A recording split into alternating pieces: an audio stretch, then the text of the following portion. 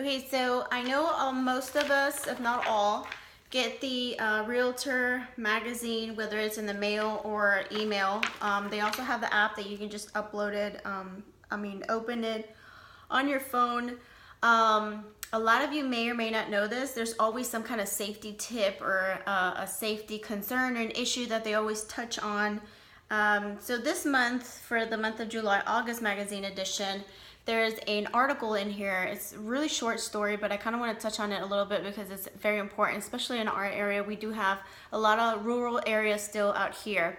So this one is out of Federal Way in Washington. It's titled Stranger Danger. It says, one evening I drove to a rural remote property that my clients had just sold to retrieve the lockbox and marketing materials.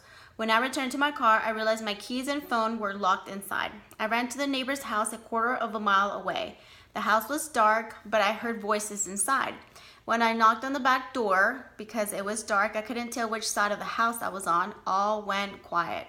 The window flew open and out came a shotgun, pointing right at me and a woman yelling expletives. A second later, the door opened and two men were pointing rifles at me. When I told them I was a real estate agent, they lowered their weapons and asked what I was doing at the back door. I then tried to endear myself to them.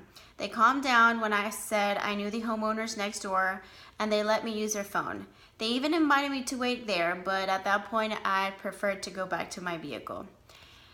Whew, that could have turned out a completely terrible way.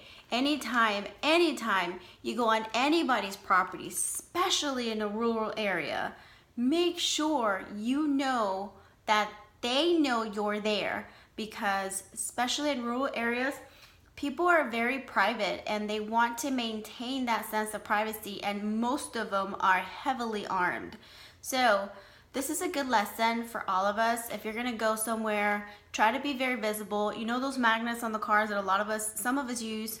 Actually, that might have helped her a little bit, maybe in the situation. We're not sure. I'm not trying to Monday quarterback anything that she did, but make a little bit of noise. Announce yourself. Let people know, hey, is there anybody home? Just kind of use that voice and let people know you're there. I hope this was helpful, and we'll keep sharing some more safety tips.